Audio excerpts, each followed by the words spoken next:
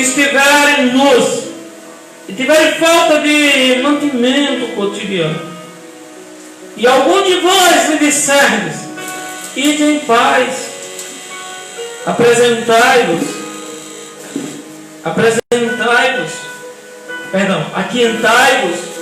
e fartai-vos, e não lhe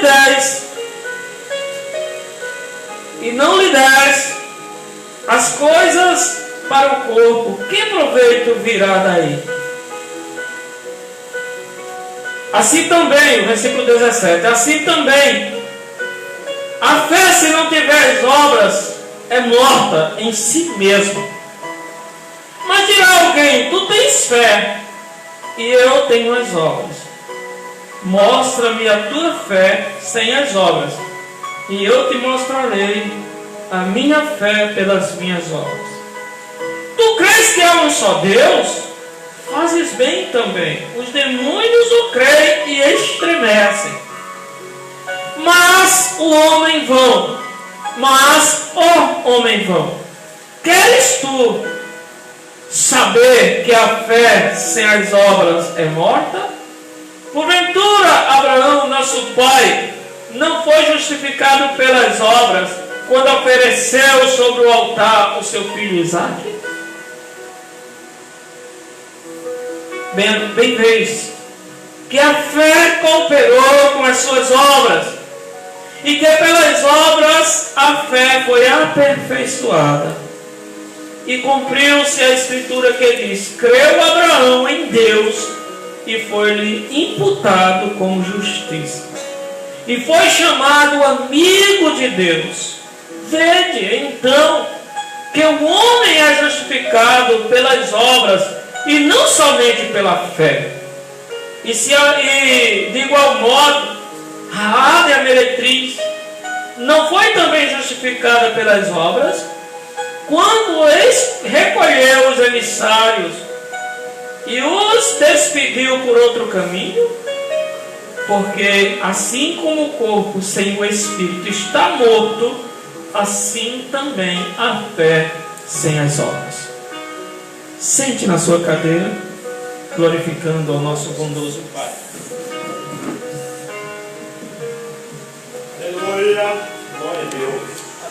Curva a sua cabeça. Pai, o Senhor é Deus, dono de toda ciência e sabedoria, e queremos tão somente nesta noite suplicar a tua graça, o teu perdão. Porque por mais que nós vemos e relemos a palavra, ainda temos o que se aperfeiçoar. Muito, muito, muito mesmo. Ajuda-nos, ó Pai, em nome de Jesus Cristo, teu Filho. Amém. Amém, queridos? Semana passada nós estudamos um pouco sobre o livro de Tiago, mas nós falamos de uma outra maneira. Nós falamos no início, eu não sei se alguém estava aqui semana passada, e eu ministrei na quinta-feira, e eu falei, inclusive, eu estava falando: olha, quando você faz qualquer coisa na obra de Deus, no reino de Deus, mesmo aquilo que não foi, nós começamos lendo, em João capítulo 13, quem lembra? João capítulo 13, quando nós falamos sobre o lava-pés aos santos. E Jesus, na verdade, ele estava falando ali sobre o lava-pés aos santos. Ele estava dando uma lição de humildade.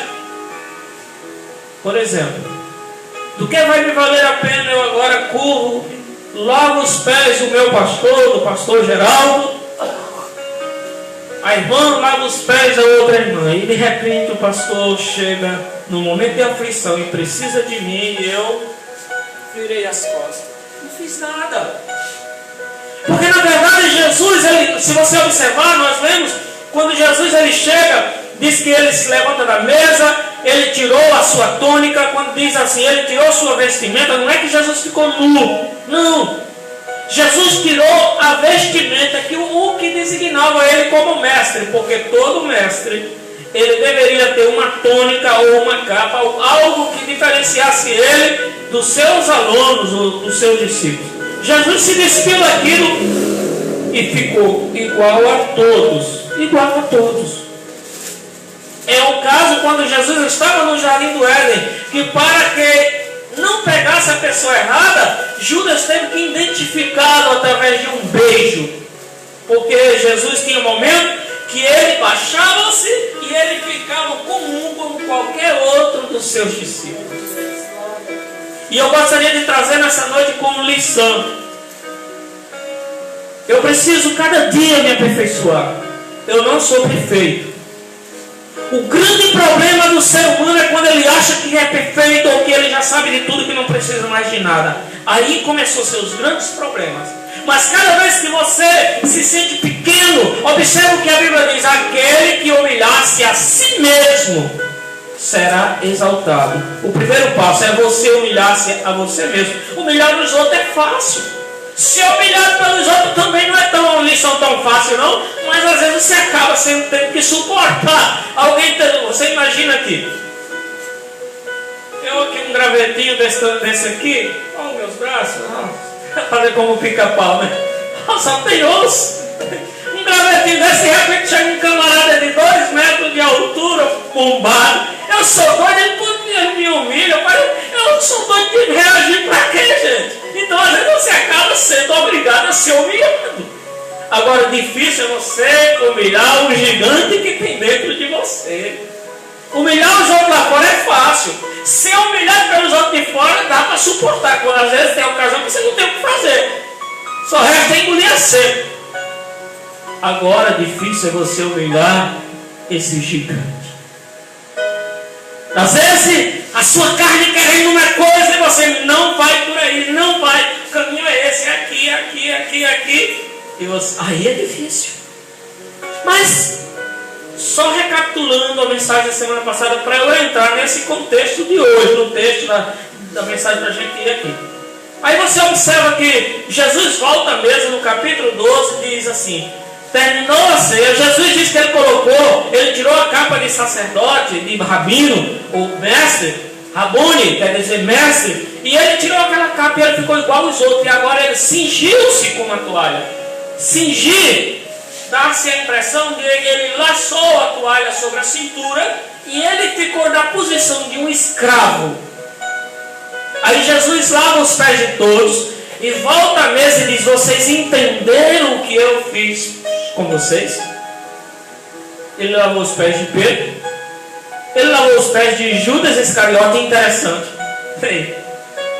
É duro você saber que uma pessoa está te apunhalando pelas costas, você tem certeza, você sabe, e você tem que se curvar para ela.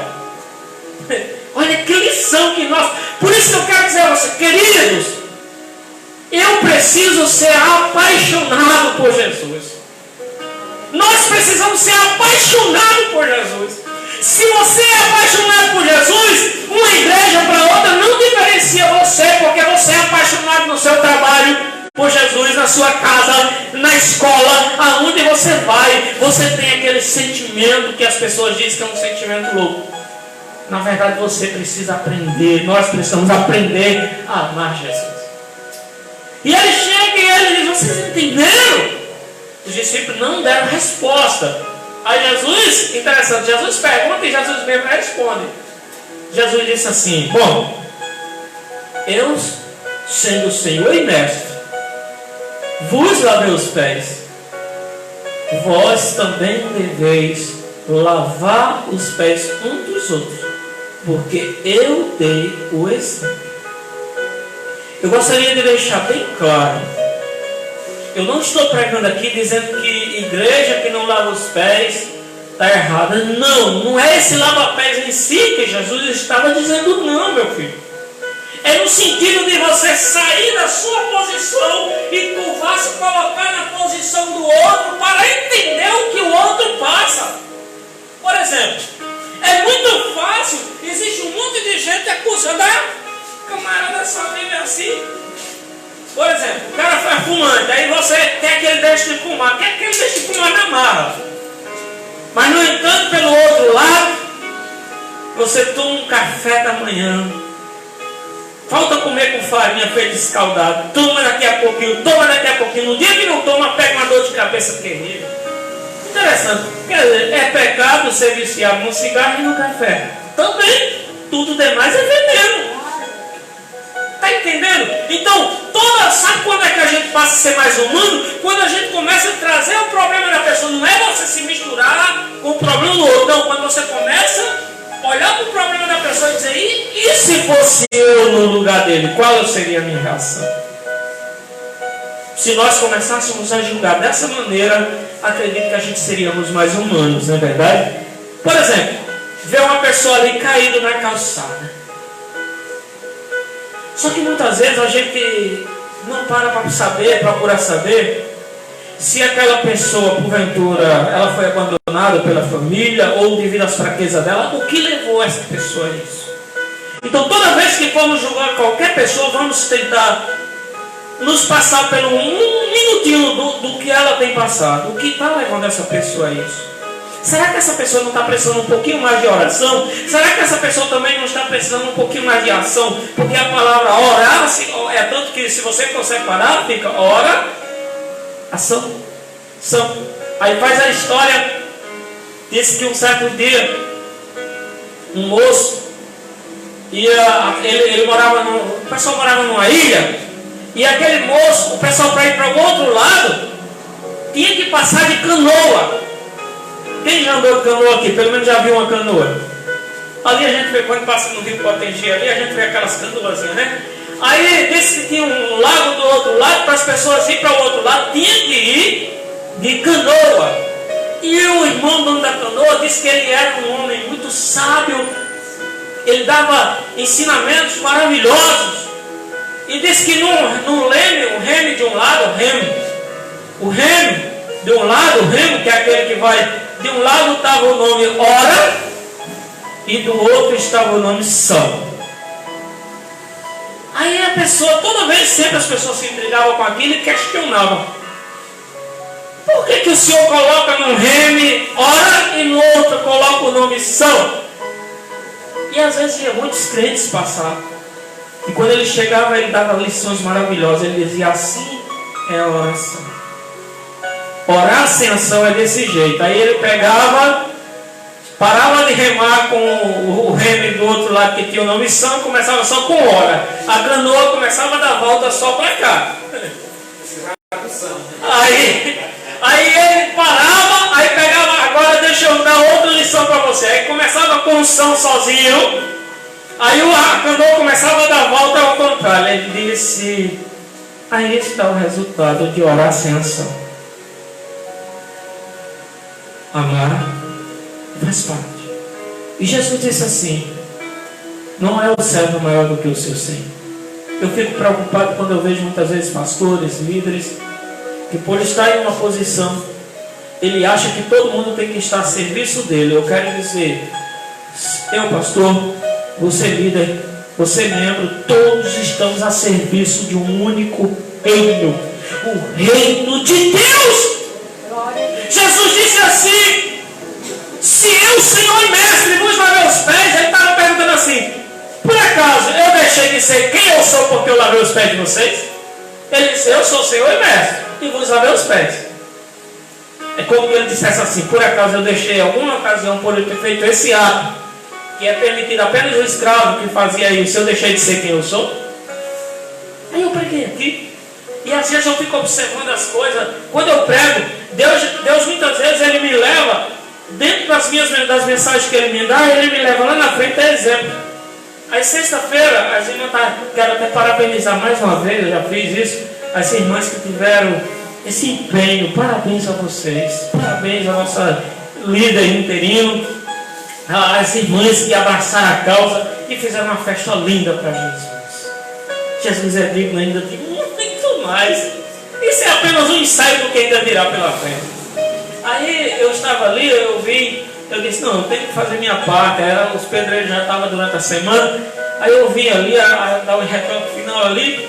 Aí eu olhei assim pro chão da cozinha, e Marinete estava, eu vi que ela estava meio que gripada, meio fanha, né? Dizendo: eu vou varrer isso. Eu disse: irmão, não se deve varrer uma poeira dessa. Aí eu tinha pregado aqui que quando nós somos líderes, você deixar de fazer ou seja, fazer alguma coisa. Que aqui eu até falei, acho que a irmã se lembra aqui, que eu falei assim: se o pastor chegar na igreja, se vier alguma coisa fora do lugar, e se ele puder fazer, glória a Deus. É lógico, se tem gente para fazer, amém. Mas se não tiver, isso não vai alterar e deixar dele ser quem ele é, não, meu filho.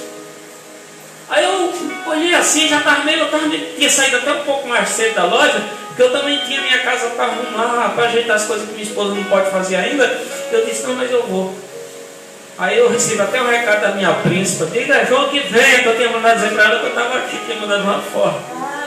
Aí eu olhei assim, as irmãs saíram daqui tão empolgadas, eu disse: não, isso aí é um pecado, a pessoa, as irmãs estão empolgadas lá dentro, a pessoa deixar as irmãs sair para cá, eu meti algo assim, as irmãs veem, né? Aí Marineide chegou lá e fez: pastor, o senhor não se aguentou não foi ver a sujeira aí, querer lavar, né? Aí eu disse: não, minha irmã. Aí eu praticamente eu dizia assim: lembra da mensagem que eu falei ontem? Você vê uma coisa para fazer, e se você tiver disposição para fazer, vai alterar alguma coisa naquilo que você é? Olha até que o apóstolo Tiago fala lá na frente: aquele que sabe fazer o que é certo e não faz, o que acontece, pastor? Comete. Quem sabe fazer o bem e não faz, comete pecado. Então toda vez que alguém tentar te julgar: ah, irmão, você é líder, você tem que... Não, meu irmão, eu sou servo do mesmo reino que você é. No reino que estamos só tem um rei, e esse rei se curvou e deu os pés dos seus discípulos. E por que eu não posso fazer? Deixa eu ser útil, deixa eu ser útil, deixa eu fazer alguma coisa. Aí eu vi aqui, foi essa mensagem da semana passada.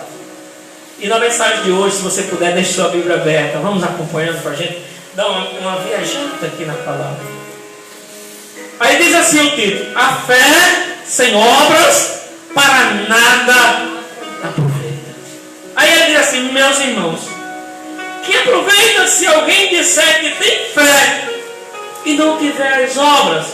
Porventura a fé pode salvá-lo? Uma pergunta, eu gostaria de chamar a atenção de vocês aqui.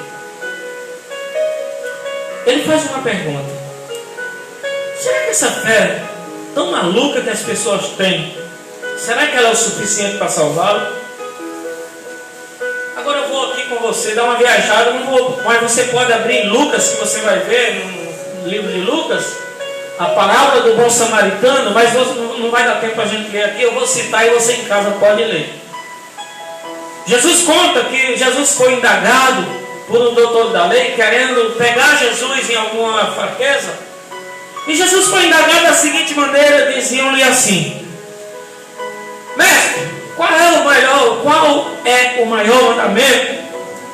Jesus disse: como lês tu e como está escrito na lei? Aí ele citou bem direitinho: amarás o Senhor teu Deus de toda a tua alma, todo o teu coração, todo o teu entendimento, todas as suas forças, tal. Aí ele citou, aí Jesus disse: e o próximo como?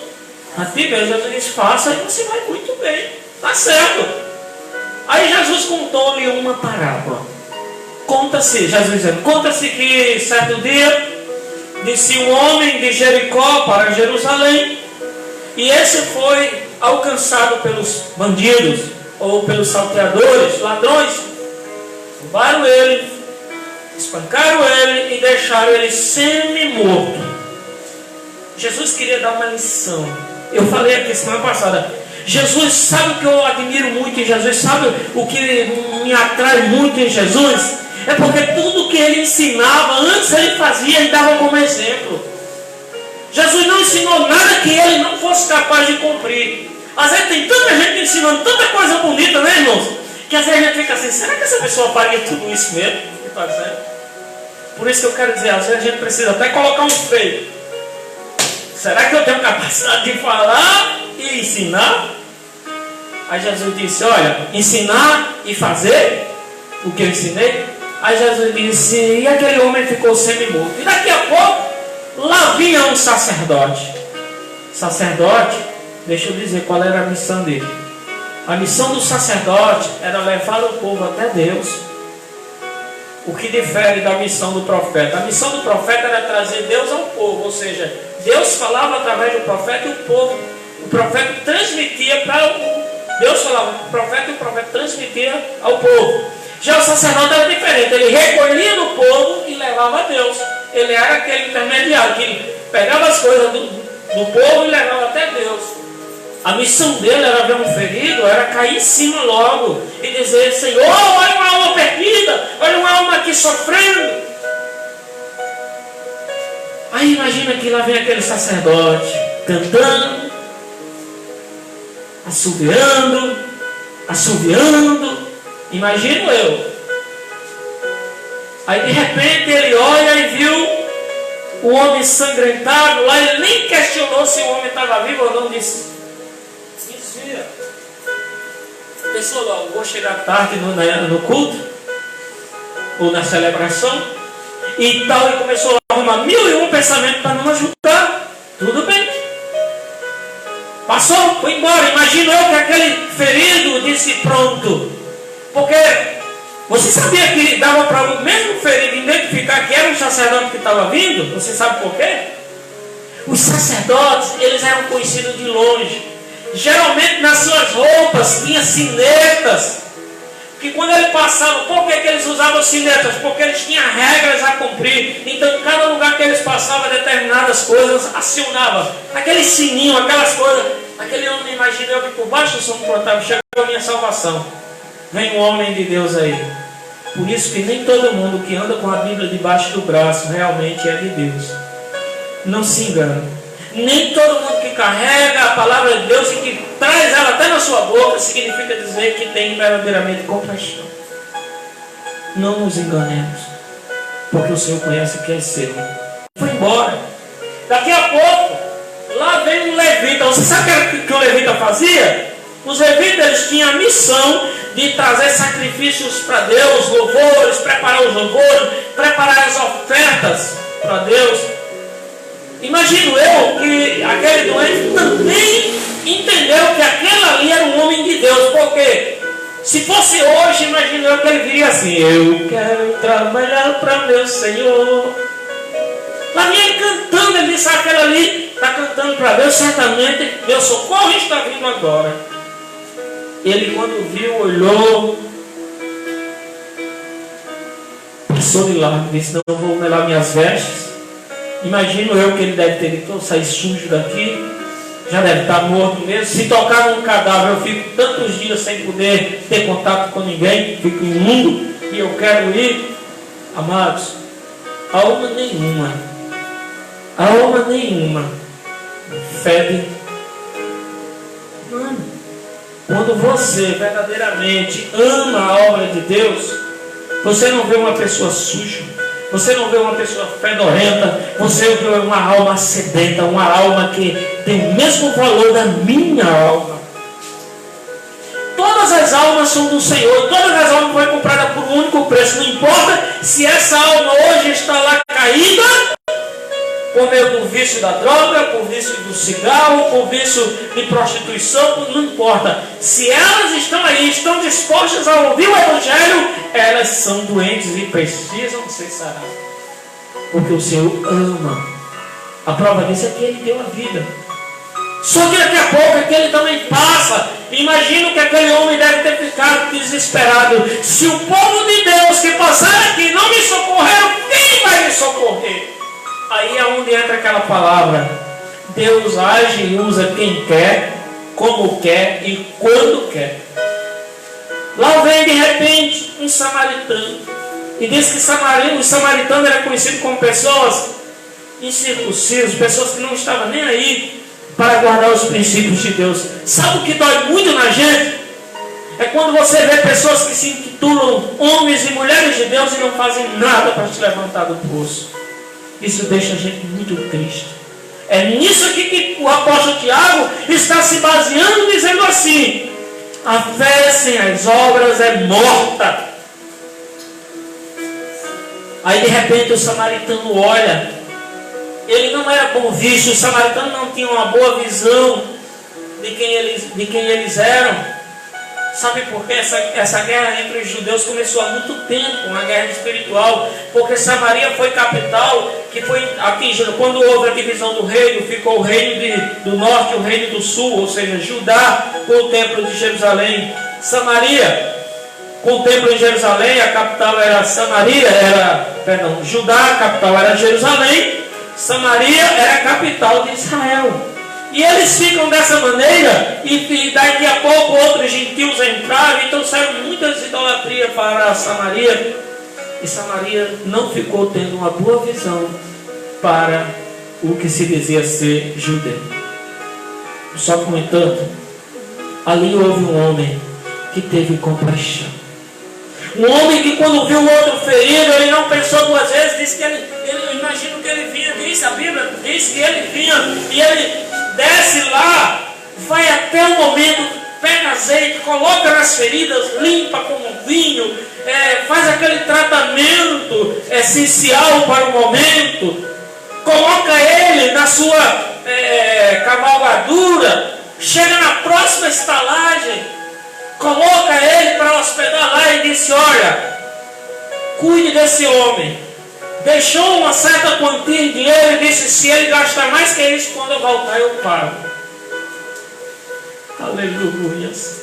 A fé genuína, a fé verdadeira, ela vai além do que as pessoas pensam sobre você.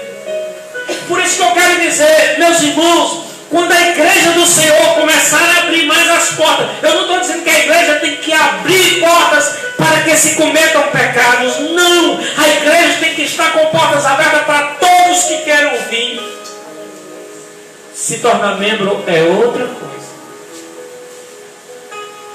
Eu me lembro quando eu estava na supervisão e eu cheguei em uma congregação. E nessa congregação que eu cheguei, chega duas, o pastor dela chegou e disse assim: supervisor, eu estou com duas pessoas aqui que querem falar com o senhor. E eu vi que eram duas ovelhas feridas que vinham andando já de lugar em lugar, procurando um lugar para se abrigar, para ser cuidado.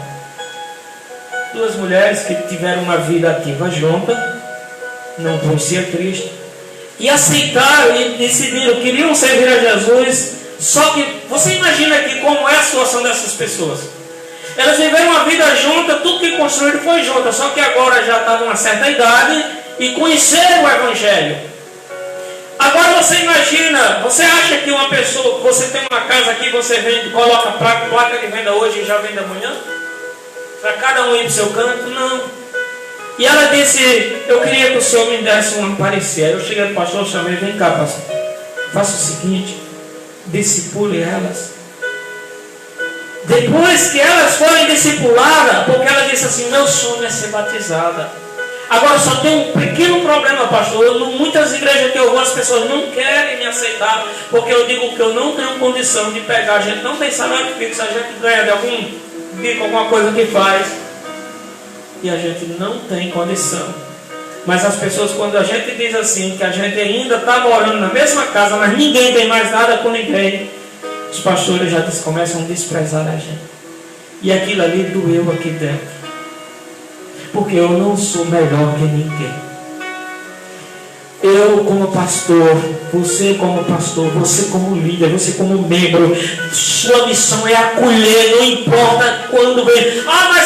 Mas eles estão querendo vir aqui, ainda estão tendo uma vida meio que não tem problema. Querem vir participar do estudo, querem vir aprender a palavra. Agora, depois que a palavra do Senhor entrar, aí o Espírito Santo dirá o que eles têm que fazer. Ou você acha que na primeira vez que evangelizaram você já levantou a mão e disse: pronto, eu estou agora? Meus irmãos, eu já encontrei várias pessoas a serem evangelizadas, e uma das pessoas mais difíceis de se ganhar para a igreja não é aquelas pessoas que logo se opõem para você e dizem: eu detesto crente, eu não gosto de crente. Não, é aquelas pessoas que é bem assim: eu sou quase crente. Olha, eu já leio a Bíblia, eu já oro até, essas pessoas são difíceis. Agora, aquelas pessoas que quando se altera, pode se preparar, essa aí vai vir. Eu era assim demais. Foi tanta gente evangelizando que vocês nem imaginam. Eu me achava bonzinho demais. Eu não bebi. Eu nunca fumei. Tentei fumar. Olha, eu tentei fumar. Ô troço. Entrava no meu nariz e muitas vezes eu dava tragada errada. E lá, meu irmão fumou, viciou-se em cigarro, tudo. Eu tentei fumar, não consegui. Aí eu vi meu irmão, o que eu tinha um irmão mais entre Zé Félix e eu tinha um outro irmão mais velho que eu, que a gente é crescendo, por a gente ter sido mais junto. Quando eu cresci, meu irmão já estava no mundo trabalhando, Zé Félix. Já o outro não, o outro já era 4 anos mais velho que eu, então ele me ensinando as coisas tudo. Aí ele aprendeu a fumar. Aí eu queria também. Começou a fazer umas festas lá em casa e queria que eu bebesse. Tentei. Não deu certo. Levava eu para os bares, lá aqueles forró pé de serra, que morava no sítio, né? Forró pé de serra. Ele chegava lá nos bares em pé de dançar e eu só olhava, cochilando, porque eu era companheiro dele. Nada do mundo se encaixou em mim. Nada do mundo se encaixou em mim. Eu louvo, hoje eu reconheço que eu louvo ao Senhor. Então, aprenda uma coisa. Não é porque alguém ali é usuário que você tem que desprezar ele. Não é porque alguém ali escolheu algo diferente do que você imagina que é certo. Porque se você, isso não é certo. Você sabe quantas coisas Deus vê em mim que não é certo? Mas assim mesmo Ele continua me amando? Mas eu nunca bebi, nunca... E quem disse que pecado é só beber e fumar? Tem tanta coisa, meu filho. Então aprendam uma coisa, guardem com vocês isso. Nessa noite eu gostaria de deixar bem claro. Jesus, quando vier buscar a sua igreja, Ele me levar e levar você, não é porque somos tão perfeitos e tão bons, não. É porque a misericórdia do Senhor é infinita. A misericórdia de Deus é de uma maneira transcendental. A misericórdia, olha o que diz o profeta Jeremias: as misericórdias do Senhor são a causa de não sermos consumidos, porque as suas misericórdias não têm fim, duras para sempre. Dura para sempre. Então, vamos ter mais cuidado quando nós apontarmos. E agora, pastor? Primeiro, a palavra pastor, ela foi empregada ao título, aquele que apacenta, aquele que cuida. As pessoas esperam tudo de um pastor, menos uma resposta dura. Não é, existe uma resposta dura que até te alivia, mas não aquela resposta de matar. O pastor sempre vai ter uma palavra que não é aquela palavra negativa, mesmo uma palavra que às vezes não é o que você queria ouvir. Ele sempre vai ter uma palavra, pelo menos um pastor é para ter, um líder é para ter isso, uma palavra que faça você se aproximar mais de Deus. Essa é a missão do pastor, essa é a missão do líder, essa é a missão das ovelhas. Se você quer chegar até Deus, eu quero dizer, o único caminho é Jesus. Você pode andar por onde você andar, Jesus é o caminho. A minha convicção de fé hoje não é porque eu estou na igreja de Deus da profecia que meu lugarzinho já está garantido lá. Não, filho. Eu posso estar na Assembleia, eu posso estar na Deus é Amor, eu posso estar... Se eu não estiver firme com o meu Senhor, não é a placa do nosso ministério que vai levar você ao céu, não. Busque você a sua salvação. Busquemos juntos a nossa salvação. Essa é a nossa esperança. E aqui o apóstolo diz assim: por acaso essa fé que você diz sem obra, ela pode salvar? Deixa eu só acrescentar aqui para a gente ir para o segundo tópico. Vamos aqui. Digamos que vem alguém aqui morrendo de fome. Aí bate na tua porta. Às vezes nem quer saber, tem não! Nem olha quem é. Aí a pessoa chega, é um crente, né? Você é um crente. Aí chega no outro. O outro lá serve em outros ambientes que você já imagina, né? Que bate tambor, faz isso, aquilo, isso. Estou com fome. Aí a pessoa diz: espera aí só um pouquinho. Chega com um prato. Pede. Para aquela pessoa que estava com fome naquela hora, você acha que ela vai imaginar quem realmente é de Deus? O que negou um prato de comida ou o que deu um prato de comida? Por favor. Sabe por quê? Quem ama,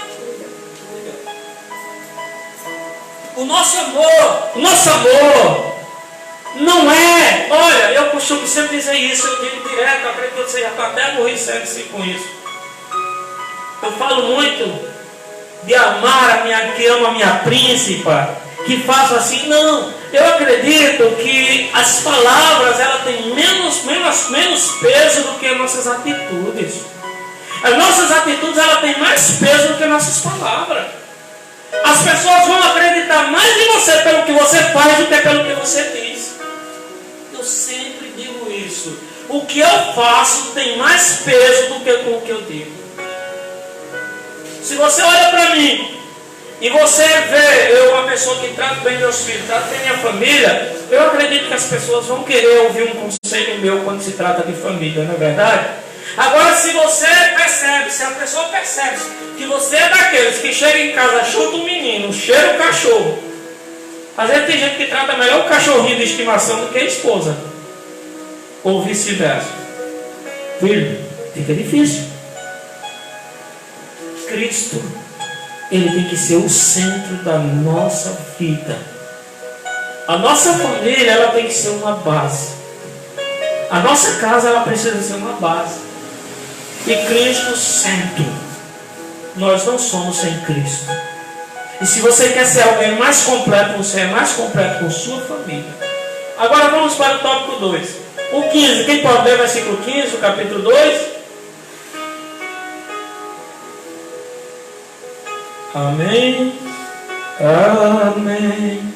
Se um irmão ou uma irmã estiverem nus e tiverem falta de mantimento cotidiano, Pode ler. e algum de vós disser, ide em paz, aquietai-vos, tratai-vos, e não lhe dermos as coisas necessárias para o corpo, que proveito há nisso. O 17. Assim também a fé, se não tiver obras, é morta em si mesma. Em si mesmo. É aquela coisa. Amados, um não é sem o outro. A fé não pode ser sem a obra. E a obra não pode ser sem a fé. Tem que estar junto. Fé e obra. Eu trabalhei com um pessoal, eles eram espíritas. Hoje eles são crentes. Graças a Deus, até a filha dela já veio pregar na nossa igreja quando eu era pastor lá em Capó. Ele trabalhava em uma mansão ali em Cidade de Jardim, perto do campus universitário. Eles tinham uma boa condição. E eu não entendia ainda o que era, eu era muito novo, muito jovem, muito novo. E eu via que muitas vezes eles pegavam esse período assim de chuvoso e às vezes eles saíam com cobertores, com coisa no carro para sair distribuir as pessoas, para ajudar as pessoas. A igreja do Senhor. Nós precisamos melhorar ainda. Palavras nós já temos. Falta as pessoas dar mais credibilidade a elas. Palavras nós temos. Deus tem nos abençoado com homens e mulheres de Deus que pregam a boa palavra. Mas acredito que tem que ir muito mais além. Uma pergunta que eu gostaria de fazer. Eu acredito que eu já falei aqui, eu sempre acompanho um filósofo cristão, eu acompanho as palestras dele, algumas coisas, e ele sempre fala uma coisa, que é o doutor Mário Sérgio Cotella, um homem de Deus, um homem muito abençoado, sabe em palavras. E ele diz assim, se você deixasse de existir hoje, que falta você faria? Se a igreja de Deus da Profecia aqui em Vale Dourado hoje deixasse de existir, ou seja, se mudasse para outro lugar, que falta ela faria para o povo? Alívio ou deixaria alguma falta? Pensemos. É uma palavra para nós pensarmos. E diz um ditado assim, até o Bispo Fernandes, ele usa muito essa expressão, que ele diz assim, nada está tão bom que não possa melhorar. Mas também, nada é tão ruim que não possa piorar. Então, cabe a nós colocar na balança e ver o que é que a gente pode fazer. Então, será que nós deixaríamos falta aqui se hoje a gente deixasse de existir? Então nós precisamos ver, pensar bem. E essa palavra que o Senhor tem me trazido hoje é exatamente uma palavra que eu acredito que eu preciso me corrigir em muitas coisas. Ontem foi um dia que eu estava no meu trabalho, chegou um jovem lá, afastado, que ele é afastado do Evangelho, e ele está com uma filha com leucemia, a filha do primeiro relacionamento que ele teve. Eu já andei pregando para ele. Só que o outro foi diferente. Ele chegou, e quando ele sentou-se lá, eu comecei a falar de Jesus para ele de uma maneira diferente. E eu disse para ele uma palavra, e daqui a pouco ele começa a chorar. E eu disse: olha, me permita fazer uma oração por você. Quando eu terminei a oração, eu vi que ele estava com os olhos cheios de lágrimas, começou a enxugar as lágrimas. E ele disse: irmão, o senhor ainda vai me ver por aí pregando o Evangelho, porque eu era pregador do Evangelho. Então nessa noite eu quero dizer para você, vamos acreditar, vamos confiar. Deus vai mudar histórias. E Deus quer escrever novas histórias. Aprendam uma coisa, viu, meus irmãos? Se nós colocarmos projetos, e se esses projetos, o Senhor ouvir que com meio deles nós podemos ser mais humanos, nós podemos engrandecer mais o nome dele, não tenha medo, Deus vai honrar. Deus vai abençoar. Deus vai fazer prosperar. Quando Deus te dá de sobra, não pense que é para você jogar fora a sobra, não. 5 pães e 2 peixes. Ele alimenta mais de 5.000. Isso eu tiro como lição diária para a minha vida. 5 pães e 2 peixes. Alimenta mais de 5.000 homens. Sem contar, dizem que eles não contaram as mulheres e nem as crianças. Então, vamos dizer que ele deve ter alimentado ali. Todos os homens não andam com as mulheres, mas vamos dizer que ele tem alimentado ali a metade dos homens com suas mulheres e com suas famílias, crianças, 2, 3 meninos. Sabe qual é a grande lição que eu tiro disso? Ele teve o poder de multiplicar. Só que teve um porém. Quando terminou, o que ele fez com o seu beijo? Não sabemos, mas uma coisa foi: ele se recolha para que não se perca nada. Imagino eu, às vezes eu fico a pensar comigo, sabe, pastor Geraldo? Eu fico às vezes a pensar, viu, irmãos? Imagino eu pensar que lá na frente Jesus disse: vamos encontrar alguém mais com fome, nós vamos dar. E isso ainda é fruto do milagre. O que você tem, minha irmã, é fruto do milagre, viu? Sabe aquela sua venda lá? Você nunca mais pôde investir como você queria, mas também Deus nunca deixou nem faltar o recurso e nem nunca deixou faltar. Feito a promessa, a palavra de Elias, de sorte que a farinha não vai se acabar da panela, né? Nem o azeite da botija, até que Deus mande chuva. Não vai faltar não, viu? Não vai faltar. Às vezes a gente já tem feito loucuras. Eu estava conversando com meu filho ontem, eu estava dizendo assim, eu converso com ele, converso com minha esposa, eu digo: olha, eu não lembro se era para Samuel, mas eu estava dizendo com uma pessoa, eu disse: no tempo mais crucial da minha vida, nós cantamos um hino, acredito que vocês já ouviram cantar e outros cantarem também. Deus abala a terra, abala o céu, abala o mar. Para quê? Não adianta o inimigo pelejar. Meteu foi o Deus de Israel. Aí eu pensando sobre isso, aí eu raciocinei, eu disse: antes de entrar a pandemia, para eu levantar meu comércio, eu não tinha. Amados, eu não vou dizer uma moeda furada, porque moeda furada não existe. Existe, mas não presta mais como moeda. Mas eu não tinha nada. Quem me acompanhou, olha, quando eu comecei a trabalhar com um computador emprestado. A pessoa me pegou um computador que estava lá usado, estava sendo feito mau uso, ou seja, estava mal usado, estava sem tela, e disse: ó, pastor, use aí para você fazer o programa da rádio. Só que daqui a pouco eu disse: eu vou começar. Comecei com o computador emprestado. Sabe o que eu fazia? Eu pegava o dinheiro emprestado no Banco do Nordeste com um grupo de pessoas.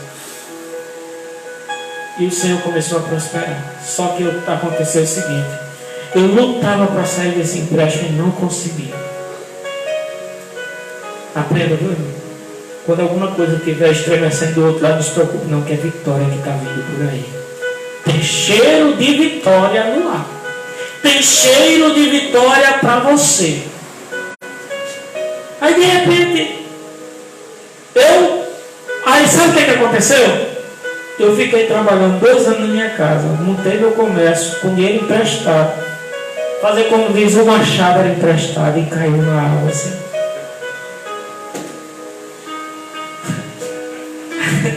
Agora você calcula, o machado de ferro cai no rio e Eliseu, o machado era emprestado. Eliseu, onde foi que ele caiu? Corta um pedacinho de pau e joga lá. Quando ele joga o pau, o machado de ferro sai flutuando em cima da água. Vai buscar, pega e vai devolver para quem você pode emprestar. E eu digo, por isso que eu falei no início da mensagem aqui hoje, eu falei assim: muitas vezes Deus me prova naquilo que eu prego. Ele me traz à existência aquilo que eu estou pregando. Aí de repente, olha, no mês de dezembro, mais ou menos, de 2019, novembro de 2019, a gente recebeu uma resposta que eu tinha que tirar o meu comércio dentro de casa. Que a gente estava para receber algo. O que aconteceu? Já estava difícil. Ia ficar mais difícil ainda. Aí eu só com a cara, a coragem e acima de tudo, a promessa de Deus estava sobre a minha vida. Que eu pedi ao Senhor de Senhor dar uma luz, porque eu não aguento mais. Não tenho mais saúde para trabalhar, fazer o que eu fazia antes.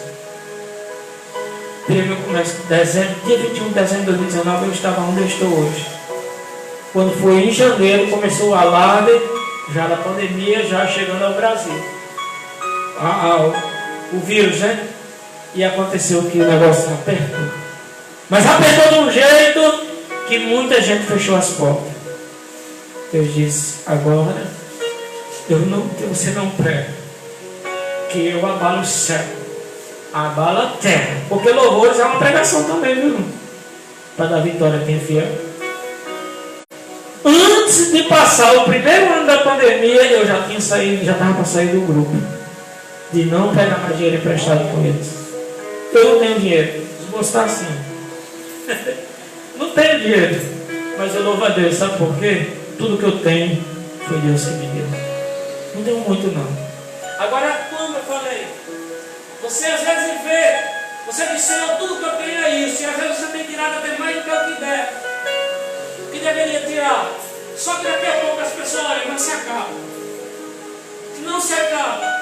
Mas lembra daquela história da cacimba que eu falei, que a pessoa passava de manhã lá, pegando água com a cuia, passava todinha, mas tira logo cedo, da 9, 10 horas da manhã, eu vou carregando a cacimba. E quem me pediu para eu encher no balde, não vem de. A cacimba ela não vem de cachoeira, não, ela vem de vertentezinha pequena. Chamado de olheiro, né? Olheiro. Não tava cacimba agora. Eu lembro lá quando a gente chegou no Rio Colorinha ali, parece que tinha muita cacimba para aquele lado ali, né? Então, meus irmãos, Deus, Ele é fiel. Ei, se a situação está aparentemente fechando o cerco, não se preocupe. Vai chegar vitórias que vai surpreender muitas pessoas. Glória a Deus. Agora tem que estar junto a fé e as obras. Eu precisei tomar uma iniciativa. E quando eu tomei, minha esposa disse, pronto, a partir de agora a gente vai fazer assim. Você vai. Se de lá não der certo, pode esquecer o comércio.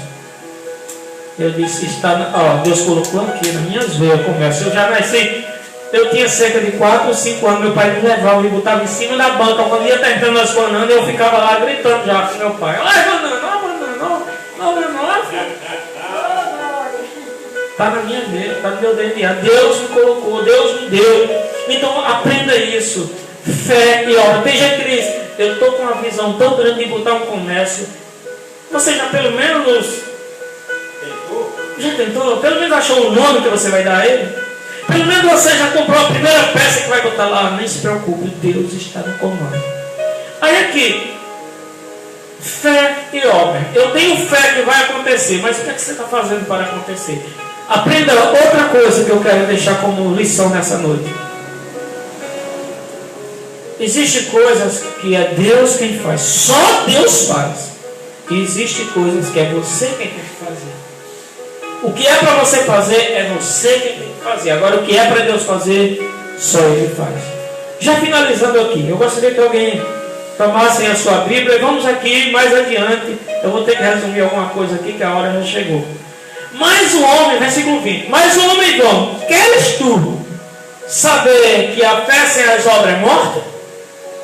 Porventura, Abraão, nosso pai, não foi justificado pelas obras quando ofereceu sobre o altar o seu filho Isaque? Só que uma observação rápida para a gente entender. Abraão foi pai de Isaque já na velhice, não é verdade? Sara já tinha até encerrado o costume das mulheres. O útero materno, a madre de Sara, com certeza já tinha atrofiado, tinha secado já. Mas o Senhor, lembra daquela palavra que está lá em Jó? A esperança para a árvore, ainda que se for cortada sobre o cheiro das águas, florescerá e dará frutos como uma planta nova. Sara já estava envelhecida, Abraão também.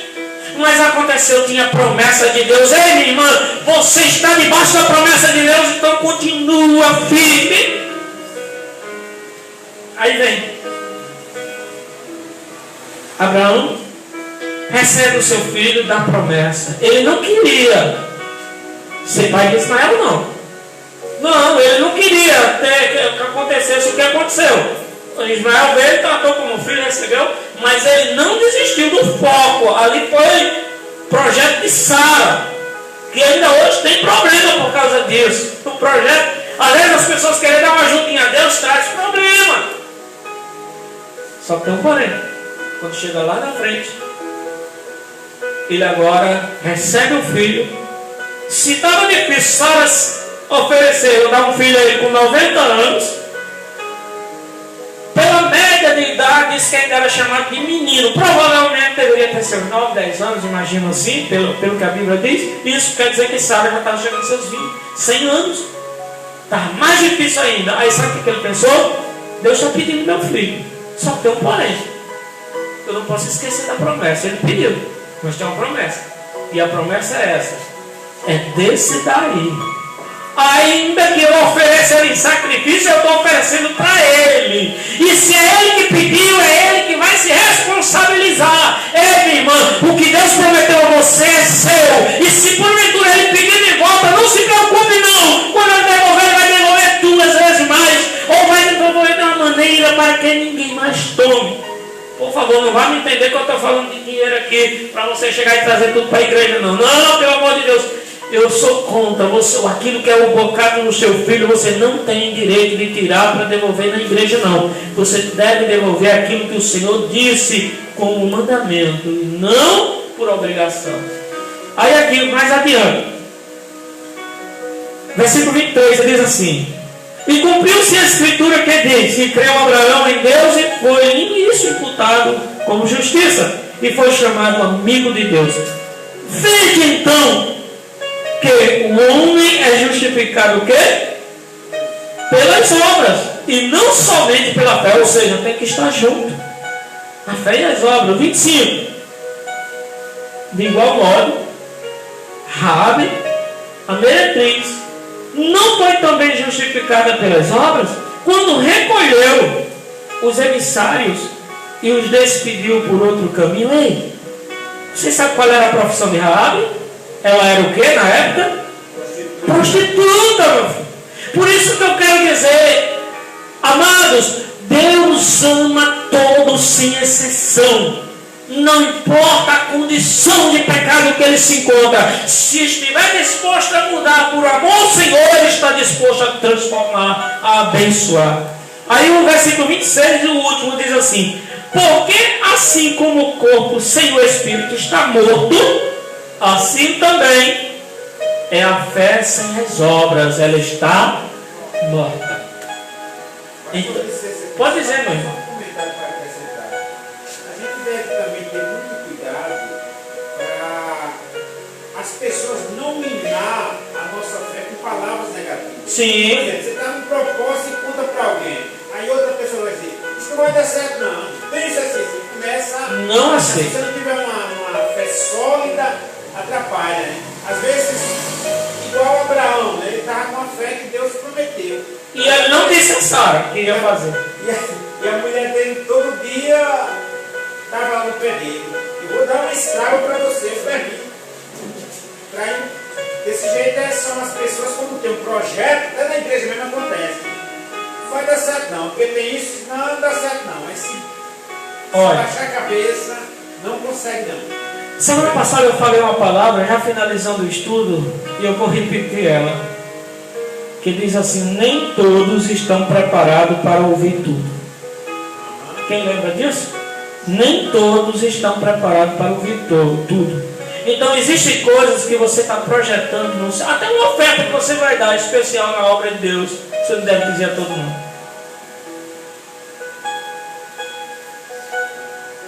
Eu estava numa situação meio delicada quando eu estava nesse processo, porque o comércio não estava rendendo e tal, e a minha impressora de trabalho tinha queimado.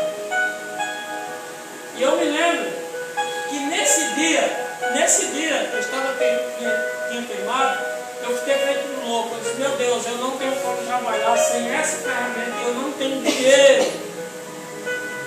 E tinha uma irmã na igreja que eu pastoreei, que ela tinha recebido uma bênção bem expressiva, e ela tinha prometido levar uma boa oferta. Só que ela tinha feito um voto com o Senhor e disse que ia dar-me uma oferta. Estou dizendo isso aqui. E ela ia dar parte da igreja, mas separadamente ia dar uma oferta para a minha pessoa. O que aconteceu? Ela recebeu, mas ela deixou lá guardado no canto e tal. Quando foi um dia, o ladrão visitou a casa dela.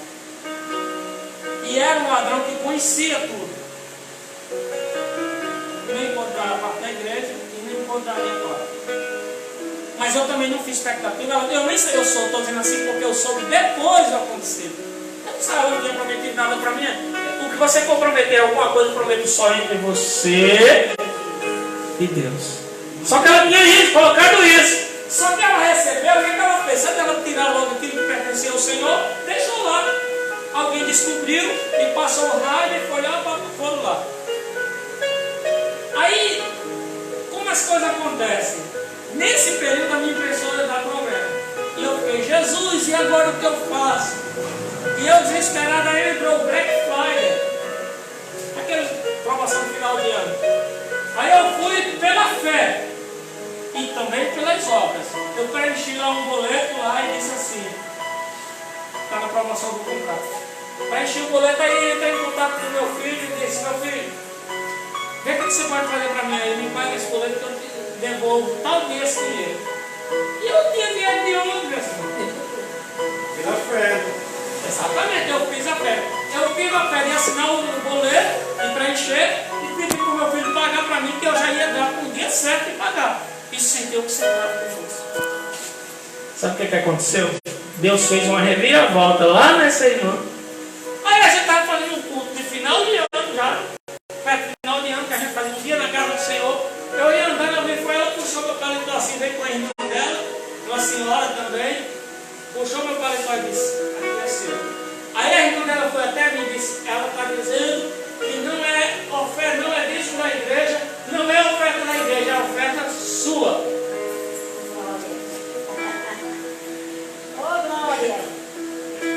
Se eu disser para vocês, parece até às vezes a gente dizer: sabe quanto era que tinha? É exatamente o que eu precisava para pagar aquele boleto. E eu digo para você: faça a obra de Deus. Não faça pensando em ganhar alguma coisa, porque até o dia de hoje eu digo para vocês: nunca fiz nada pensando em ganhar nada. Tudo que eu tenho foi Deus quem me deu. Se até aqui eu cheguei com um único propósito: Deus me ajudando, com o propósito de engrandecer o nome dele. Então eu peço ao Senhor, eu não sei até quando eu estarei aqui, nesse tempo e aqui nesse mundo, mas uma coisa eu sei: eu preciso de Jesus em todo tempo. Todo tempo o Senhor é o meu guia. E eu quero deixar isso. Igreja, por favor, eu agradeço a todos que me amam de coração. Agradeço mesmo de coração. Mas, independente de qualquer coisa, vocês não têm que olhar para mim, vocês têm que olhar para Jesus. Olhem para Jesus. Quem olha para Jesus não tem medo de pandemia, não tem medo disso, sabe que pode acontecer. Ele olha para Jesus. Olhe para Jesus. Amém? Fica de pé.